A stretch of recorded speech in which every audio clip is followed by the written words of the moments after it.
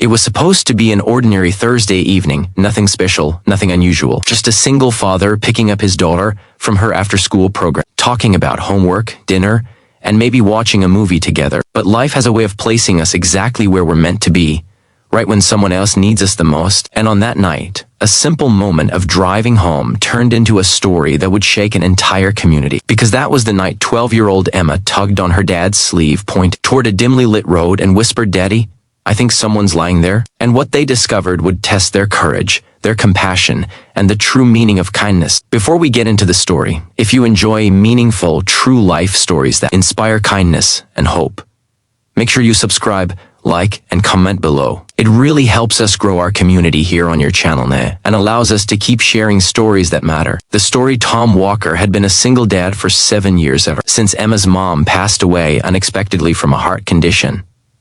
Raising a daughter alone wasn't easy, but Tom tried his best. He worked as a mechanic during the day, cooked most nights, and made sure he never missed Emma's school events. Life wasn't fancy, but it was full of love, laughter, and little moments that reminded Tom he was doing something right. That Thursday, the sky was turning a deep purple as the sun set behind the small town of Cedar Ridge. Tom was driving home when Emma suddenly leaned forward in her seat, squinting through the windshield. "Dad, stop. I saw something." Tom slowed the car, confused. "Saw what, sweetheart?" I think it was a person." He parked at the side of the road, turned on the hazard lights, and stepped out with a cautious glance around. The air was cold, and the road was quiet except for the soft hum of distant traffic. Emma clung to his arm as they walked closer to the dark area beneath a broken street lamp.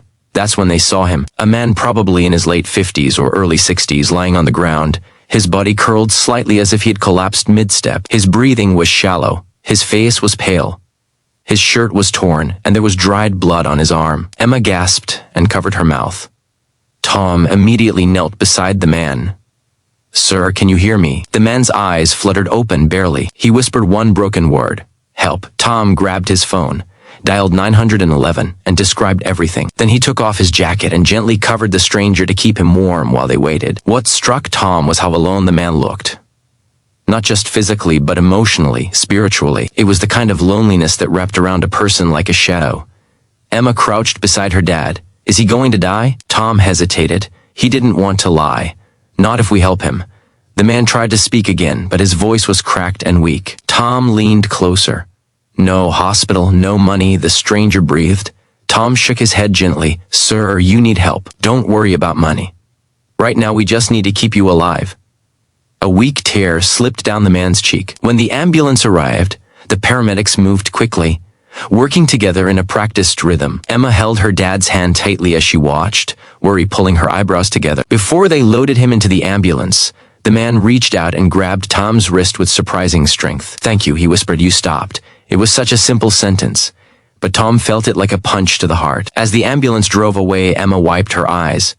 "Dad, what if we were late? What if we didn't see him?" Tom hugged her tightly. "Then someone else would have needed to help him." He kissed the top of her head. "But tonight, it was us." Over the next 2 days, Tom couldn't stop thinking about the stranger. He found himself checking his phone constantly, hoping the hospital would call. He kept replaying the emergency in his mind, how fragile the man looked, how scared he sounded, how grateful he was. On Saturday morning, Tom finally called the hospital to ask if the man was okay. After a few minutes on hold, a nurse came on the line. "Yes, he's stable now," she said. "He was severely dehydrated, malnourished, and had an untreated infection. Honestly, another hour and he wouldn't be here." Tom swallowed hard. "Can we visit him?" The nurse sounded relieved. "I think he'd like that. He hasn't had anyone come see him." Emma tugged at Tom's shirt excitedly when he hung up. "Can we go? Please?" Tom smiled softly. "Yeah, sweetheart. Let's go." The hospital smelled of disinfectant and quiet urgency. A nurse guided them to room 214, where the stranger lay in a clean bed hooked to monitors, his face no longer ghostly but still tired. He looked up when they entered and his entire expression shifted. First confusion, then recognition, then an overwhelming wave of emotion. "You," he said, his voice stronger but still fragile. Tom nodded. "We wanted to check on you." Emma stepped closer. "We were worried." The man blinked hard and wiped his eyes with the back of his hand. "Nobody's ever come to see me, not in a long time." Tom pulled a chair beside the bed. "Can you tell us your name?" The man took a shaky breath. "Henry.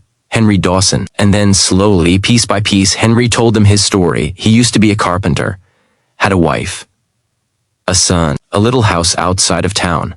Life was simple but good. Until one day, tragedy struck. His wife died suddenly in a car accident. Henry spiraled into depression, lost his job, and drifted from place to place. His son, overwhelmed and angry, eventually cut ties with him. With no support system, Henry ended up homeless. I was walking to the shelter when I collapsed, he said. Nobody stopped for hours. Cars kept passing. He looked at Tom and Emma with trembling lips. But you stopped. Emma reached out and gently held his hand. We're glad we did, Mr. Henry. Henry closed his eyes as another tear fell. Over the next week, Tom and Emma visited Henry almost every day. They brought meals, books, and even a small radio so he could listen to music. Henry began to smile more. He told them stories about his woodworking days and the rocking chair he built for his wife when she was pregnant. Emma shared stories about school, her drawings, and how her dad burned pancakes almost every Saturday morning. Tom pretended to be offended. Hey now, they're not that bad. Henry laughed, a warm, genuine laugh that filled the room. As the days passed, something unexpected happened. Henry began to feel like family. Tom noticed how Emma looked forward to seeing him, how she talked about him as if he were an uncle she had always known. One afternoon, as Henry's health improved, Tom walked into the room and saw Henry staring out the window, lost in thought. You okay? Tom asked. Henry nodded slowly. I've been thinking a lot about life, about second chances. He swallowed. I want to get better. I want to work again. I want to be someone my son wouldn't be ashamed of. Tom sat down beside him. You already are. Henry shook his head. No, I was left on that road because I had given up. But you and Emma, his voice cracked. You reminded me that kindness still exists. And maybe I still deserve it. Tom placed a firm hand on his shoulder. Everyone deserves kindness. Everyone deserves a chance to start over. A few weeks later, Henry was discharged from the hospital. But instead of going back to the streets, Tom invited him to stay in their small guest room until he could get back on his feet. It wasn't a big space, just a bed, a dresser, and a small window, but to Henry, it felt like a palace. Emma decorated the dresser with a welcome card she made herself.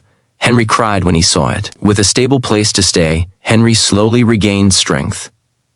Tom helped him get a part-time job at a local woodshop. Emma visited him at work, always excited to see the things he made: birdhouses, picture frames, small shelves. The owner of the shop told Tom, your friend's got magic in his hands. But the most heartwarming moment came one evening when Henry approached Tom with a nervous look. I want to try calling my son, he said. I don't know if he'll answer, but I need to try. Tom nodded. We'll be right here if you need us. Henry sat at the kitchen table with the phone trembling in his hand. Emma and Tom waited quietly in the living room, giving him space but staying close enough so he didn't feel alone. After 3 rings, someone picked up. Henry froze, tears filling his eyes. Michael, he whispered. It's Dad. There was a long pause on the other end. Then a shaky voice said, Dad, where have you been? Henry broke down. I'm trying to be better, son. I'm getting help. And I want to see you only if you want that too. Another pause. Then, I'd like that. Henry covered his face with his hands and sobbed years of regret, pain, loneliness, and finally hope. Tom and Emma walked over, their hearts full. Henry pulled them into a hug. Thank you, he cried, for saving my life, for giving me a home, for giving me a second chance. Tom hugged him back. You saved yourself, Henry? We just didn't walk past. Kindness doesn't always look like grand gestures. Sometimes it's as simple as stopping the car, listening, offering warmth, seeing someone who the world has forgotten. Tom and Emma didn't set out to be heroes that night. They just acted with compassion when it mattered most. And that one act of kindness didn't just save a life. It rebuilt one. It reconnected a family, and it reminded an entire community that kindness is powerful, contagious, and life-changing. So, wherever you are, whoever you are, don't underestimate the impact of a single act of kindness. You never know whose life it might change, including your own.